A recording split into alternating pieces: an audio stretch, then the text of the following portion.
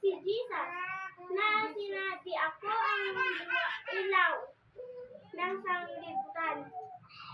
Ang sumusunod sa akin ay hindi ilalakad sa kadiliman, kundi magkakaroon ng ilaw na kabuhayan." Praise God. Sa English, kausat. Then spake Jesus again unto them, saying, I am the light of the world. He that followeth me shall not walk in darkness, but shall have the light of life. Prarateo.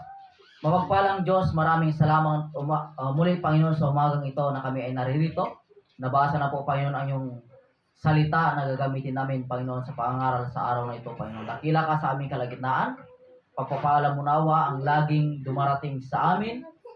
At nawa, Panginoon, ipagpatuloy mong i-bless ang bawat kamay na patuloy na nagbibigay para sa gawain. At Lord, magpadala ka nawa, Panginoon, ng magandang rema upang magamit, Panginoon, sa pangaral sa araw na ito at magiging kalakasan sa bawat isa na makakarinig at saan man daabot ang mensaheng ito, Panginoon. Lord, dalangin ko, Panginoon, na magpadala ka ng mga angels warrior mo nagagabay sa bawat isa na naririto, Panginoon. Talunin mo nawa, Panginoon, o talunin nawa nila, Panginoon, ang espiritu, Panginoon, ng mga distraction, o kaya, Panginoon, panglilinlang, at pagdadalawang isip, Panginoon. Lord, maghari ka sa aming kalagitnaan, at maraming salamat, Panginoon, sa lahat ng iyong gagawin. Ito ang samot namin dalangin, sa pangalan ni Jesucristo. Amen. Pagpapakalan natin ng Diyos, mga kapatid.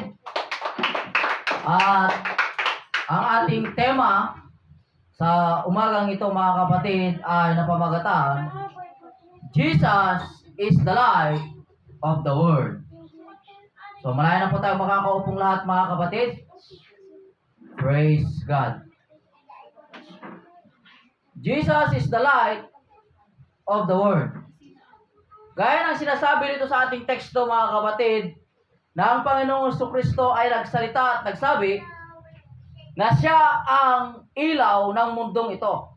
At kung sino man ang sa kanya ay susunod, ay hindi na maglalakad sa kadiliman. Pagkos siya ay magkakaroon ng liwanag ng buhay. The light of life. So, sabi nito, mga kapatid, what will happen? Ano ang mangyayari if there's no light at all? Ano kaya ang mangyayari, mga kapatid, kung walang ilaw? Sabi nito, no light at all. Walang ilaw. No sun, no moon, and stars.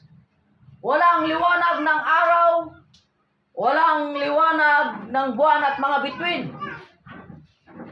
Can you imagine it?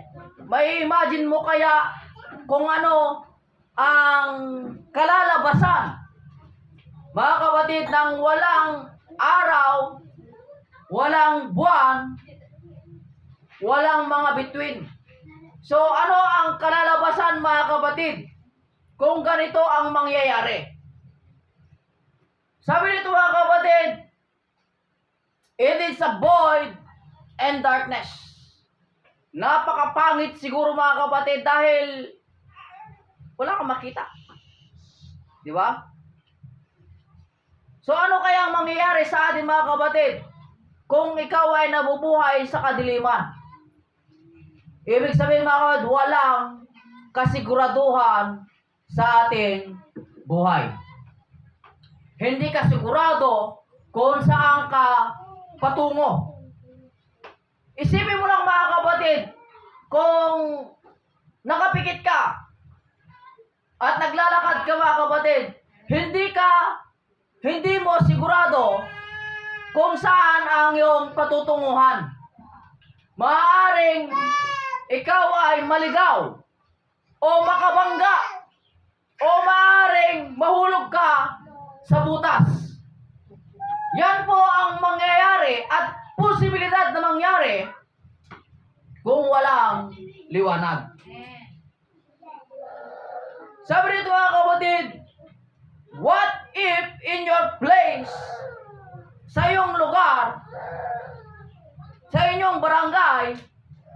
sa inyong community, ikaw lang ang walang ilaw.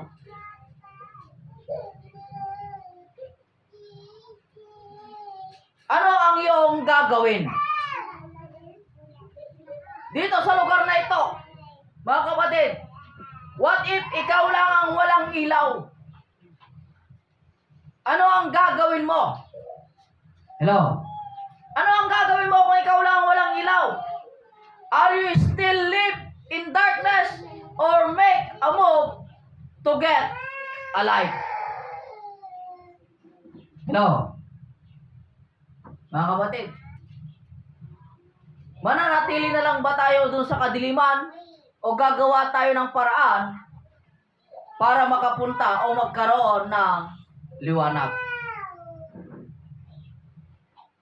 Alam natin mga kapatid na ang ating buhay ay hindi talaga natin maunawaan minsan. Sabi nito, did you experience you're alone in the midst of darkness and someone give you a light? Ano ang pakiramdam? Na ikaw ay nandoon sa kalagitnaan ng kadiliman at may magbigay sa iyo ng ilaw.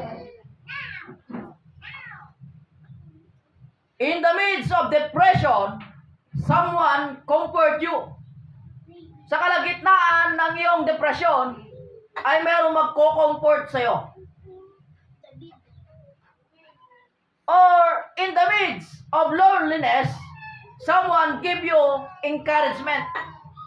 Ano ang mararamdaman mo? Mga kapatid.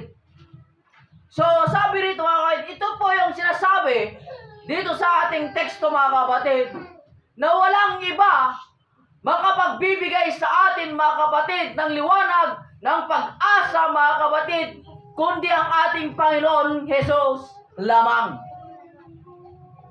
Is just mga kapatid to give our needs. According to the scripture mga kapatid, sabi dito, Jesus is the same yesterday, today, and forever. Kung noon mga kapatid, siya po ang nagbibigay ng pag-asa,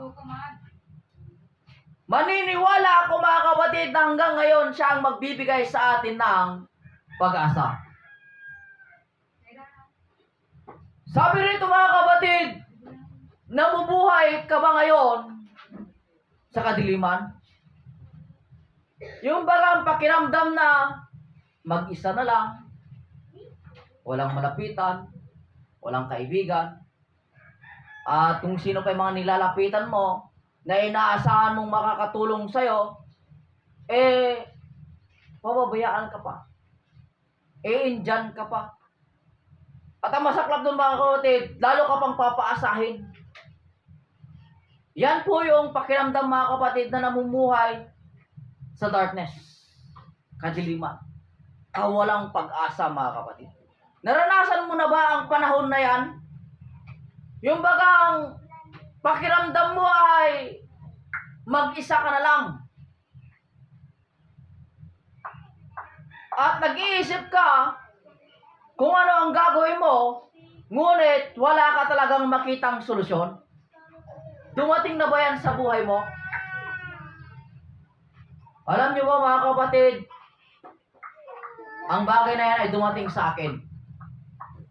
Dumating po sa akin yung kawalan ng pag-asa. Pero alam niyo ba kung ano ang ginawa ko noon mga kapatid? Lalo lang ako nagtiwala sa Diyos. Lalo akong sumunod sa kanyang kalooban.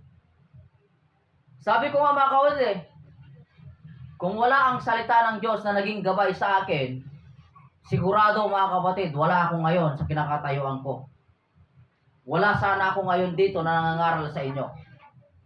Kung hindi ko sinunod, kung hindi ko binasa, at kung hindi ko ginawa ang kalooban ng Diyos sa buhay ko. Alam niyo mga kapatid, dumanas din ako mga kapatid nung tinatawag natin na depression. Yung tinatawag mga kapatid na walang-wala. Wala kang malapitan.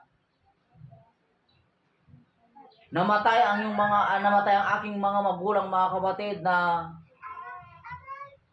minor de edad kami. At ang pinakamasakit doon mga kapatid na naranasan ko ay yung kaming magkakapatid ay nagkawatak-watak. Pagkatapos mga kapatid, wala kaming malapitan. Kung mangungutang man kami mga kapatid, wala na kaming pagkukuha ng pagbabayad o kaya napakahirap mga kapatid. Kaya laking pasalamat ko mga kapatid, nakilala ko ang Diyos sa aking buhay. Nakilala ko ang Panginoong Hesukristo. Dahil nga sabi doon mga kapatid, siya ang ilaw. Siya ang magbibigay sa atin ng gabay. Siya ang magliliwanag sa ating kadilimang tinatahak. Kaya mga kapatid, sinasabi ko sa inyo, kung dumaranas man tayo ng kapigatian, kawalan ng pag-asa sa buhay, linoko man tayo, iniwan man tayo, pinabayaan man tayo mga kapatid. Pero sabihin ko sa inyo, kapag sinunod mo ang kalooban ng Diyos, hindi ka kailanman mag-iisa. Maaari bang palakpakan natin ang Panginoon mga kapatid? Kapag sinunod mo ang kalooban ng Diyos sa iyong buhay mga kapatid, hindi ka na kailanman mag-iisa.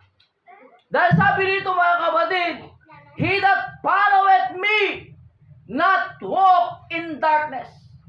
Ang sumunod sa kalooban ng Diyos o sa kalooban ng ating Panginoon mga kapatid ay hindi na kailanman maglalakad sa kadiliman. Kaya laking pasalamat ko mga kapatid sa aking buhay mula nung nalaman namin at nakilala namin ang Diyos mga kapatid. Wala nang dumarating sa amin mga kapatid na matinding kapighatian. Pero hindi ko sinasabi mga kapatid na wala ng trials. Hindi ko sinasabi mga kapatid na wala ng problema. Ang sinasabi ko mga kapatid, matinding kapighatian. Kasi ang pagsunod sa kalooban ng Diyos mga kapatid, meron pa rin po tinatawag na test of faith.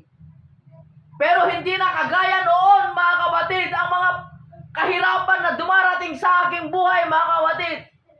Dahil noon wala akong masumbungan, wala akong masabihan ng aking problema, wala akong malapitan mga kapatid, kung ano man ang mga kinakailangan kong gawin mga kapatid. Pero ngayon, meron na akong Diyos na malalapitan. Meron na akong Diyos na masusumbungan. Meron na akong Diyos na pwedeng sandalan. Meron na akong Diyos na pwede kong pagsabihan ng mga problema ko sa buhay mga kapatid. Meron na akong sumbungan. Siguro sa inyo mga kapatid, hindi nyo maunawaan yung pinaka-point ko. Kasi nandyan pa ang mga magulang ninyo. Kaya sabihin ko sa inyo, ay mahalin nyo yung mga magulang ninyo. Ipag-pray nyo sila. Lagi nyo silang palalahanan sa kabutihan ng Diyos. Ipag-pray natin na nawa makasama din natin sila sa pananambahan. Alam nyo ba sa akin mga kapatid, kahit anong gawin kong panalangin ngayon, wala nang magagawa yon. Bakit? Dahil wala na sila. Wala na akong mga magulang.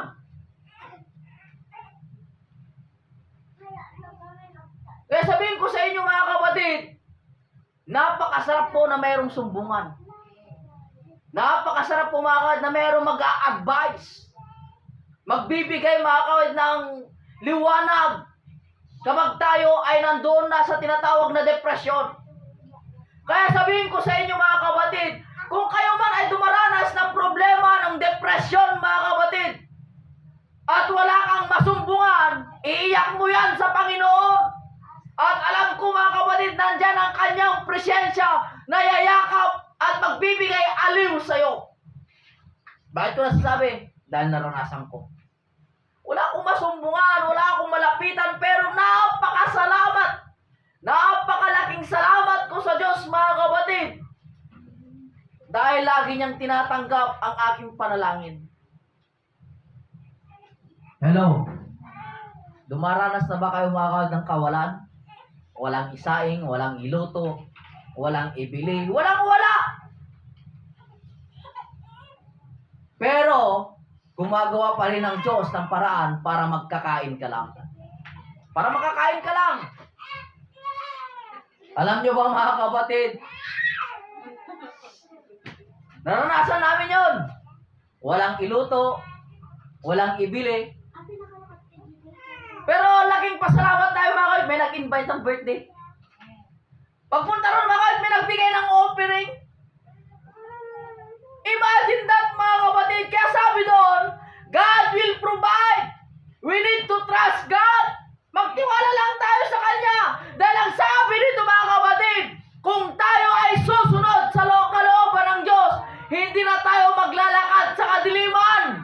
At siya mismo ang magbibigay sa atin ng liwanag mga kapatid. Dahil sinasabi sa banal na kasulatan, ikaw ang liwanag ng mundong ito. Ikaw ang asin ng mundong ito. Tayo ang tinutukoy dito mga kapatid. Tayo ang magte-testify. Tayo ang magpapatunay na buhay ang Diyos na pinaglilingkuran natin mga kapatid. Na kahit sabihin natin na galing tayo sa kadiliman, pero nandyan ang liwanag na ibibigay ng Diyos para sa atin. Palakpakan natin ang Panginoon mga kapatid. Alam ko mga kapatid, na sa ating buhay sa mundong ito, na napakarami mga kapatid na gawa ng dyablo sa ating paligid. Pero ang Diyos nangangako, I will never leave you, nor forsake you. Yan ang pangako ng Diyos sa atin mga kapatid. Hindi niya tayo iiwan. Hindi niya tayo pababayaan mga kapatid. Ang kailangan lang natin gawin, sumunod sa kanyang kalooban mga kapatid. Kaya kung meron man mga bagay na nakasabit sa atin na nagiging pabigat, mga kapatid, tanggalin natin yan. Alisin natin yan, mga kapatid. Alisin natin yung pagdadalawang isip. Alisin natin yung tinatawag na kawalan ng pananampalataya, mga kapatid. Alisin natin, mga kapatid, kung ano yung mga bagay na hindi kaya-aya sa harapan ng Diyos sa ating buhay. Ang sabi nga mga kapatid sa Book of Matthew, tuwid ang daan na malawak, ngunit ang dulo nito'y kapahamakan. Merong tuwid na daan, ngunit makipot, pero ang daan na yan ay papunta sa kalooban ng Diyos. Kaya sabihin ko sa inyo mga kapatid, dumaranas man tayo ng problema sa ngayon, dumaranas man tayo ng kawalan sa ngayon, pero ang pangako ng Diyos ay nananatili mga kapatid at tapat.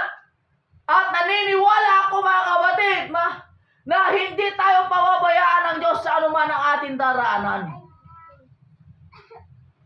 Dahil ang makipot na daan na yan mga kapatid, talagang aalisin yan kung ano yung mga bagahe natin na dapat nating iwan. Basta lahat ng hindi kalooban ng Diyos, mga kapatid, aalisin ng Diyos yan. Kaya kinakailangan lang mga kapatid, pagkatiwala natin sa Diyos, ang lahat-lahat ng nasa atin. At maging aktibo tayo sa kalooban ng Diyos. Ang sabi nga ng ating Panginoon Jesucristo, mga kapatid, I am the way, the truth, and the life. No man cometh to the Father except through me. Kaya kinakailangan mga kapatid na sundan natin mga kapatid ang kanyang dinaraanan. Kaya sa oras na ito, maaari bang maging ilaw ka rin sa mundong ito? Yaman lamang tinatanggap natin ang Panginoong Jesucristo na ilaw natin. At ang sabi niya mga kapatid, tayo rin ang magiging ilaw. Ibig sabihin mga kapatid, tayo rin ang gagamitin ng Diyos na magiging pag-asa para sa iba. tayo ang magiging tulay, mga kapatid, na iaabot din natin kung ano yung mga natanggap natin na pag-asa sa Diyos. Kung ano yung mga tinanggap natin pagpapala, kung ano yung mga tinanggap natin kaligtasan, mga kapatid, maaari ba din natin tong gawin? Ibigay sa iba. Magpagamit tayo, mga kapatid. Magpagamit tayo sa Diyos. Hello. Alam ko, mga kapatid, na mahal tayo ng Diyos. Alam ko, mga kapatid, na may plano ang Diyos sa atin. Dumaranas man tayo ng pagsubok sa ngayon. Dumaranas man tayo ng kawalan sa ngayon, mga kapatid. Pero hindi ako naniniwala, mga kapatid, na tayong sumusunod sa kalooban ng Diyos ay mananatili lamang dyan. Lagi natin tatandaan, mga kapatid, kung sumusunod tayo sa kalooban ng Diyos at nagiging faithful tayo sa Diyos, ang sabi ng Panginoon, "For I have a plan for you to prosper you." Ibig sabihin, mga kapatid, dumaranas man tayo ng pagsubok sa ngayon, dumaranas man tayo ng kahirapan ngayon, hindi yan mananatili. Hindi ka mananatili sa buhay na yan. Dahil ang plano ng Diyos, magkakaroon din tayo ng kaginhawaan. Pero nga, yun nga sinasabi ko kanina, mga kapatid, dapat pagkatiwalaan din tayo ng Diyos. Ang sabi ng Biblia, pagkatiwalaan sa maliit, pagkatiwalaan sa malaki. Paano ka pagkakatiwalaan ng prosperity? Mga kapatid, kung sa konti o sa maliit na bagay ay hindi ka na napagkakatiwalaan ng Diyos. Di ba? Hindi ka na pagkakatiwalaan ng Diyos sa maliit na bagay, paano kanya pagkakatiwalaan sa malaki? Kaya ang lahat, bakit, ay nababase sa umpisa. Kaya sa umpisa ng ministry mo, sa umpisa ng pagpapagamit mo sa Panginoon, nandyan man yung pagsubok, nandyan man yung trahedya, nandyan man yung tinatawag natin na trials, mga kapatid. Nandyan man yung kaba, nandyan yung takot, we need to overcome. Kasi pag napagtagumpayan natin yan, mga kapatid, at nakita ng Diyos na mapagkakatiwalaan ka sa bagay na yan, papalaguin ng Diyos yan. Papalaguin ng Diyos. Noon, mga kapatid, pasampu-sampu, pabarya-barya lang ang laman ng wallet mo darating ng araw. Mga kapatid, pag napagkatiwalaan ka ng Diyos, lalaki yan. Kung noon, mga kapatid, pautal-utal ka mangaral, pag pinagkatiwalaan ka ng Diyos sa bagay na yan, dire-diretso ka ng mangaral. Sa lahat ng bagay, mga kapatid, sa lahat ng aspeto, pag pinagkatiwalaan ka ng Diyos, ganampanan mo lang. Huwag kang magdalawang isip, huwag kang magduda. Ang Diyos nga, hindi nagduda na gamitin ka, tapos ikaw magdududa sa sarili mo. Ang kinakailangan mo lang gawin, ipagkatiwala mo sa Kanya. Yamang lamang, mga kapatid, nakakonekta tayo sa Kanya. Hayaan natin na ang Diyos ang kumilos sa ating buhay. Hayaan natin na ang Diyos ang gumawa ng paraan. Yamang lamang sinasabi niya, magtiwala lamang tayo sa Kanya. At gagawin niya ang lahat. Kaya sa oras na ito, mga kapatid, habang lahat tayo ay tumatayo,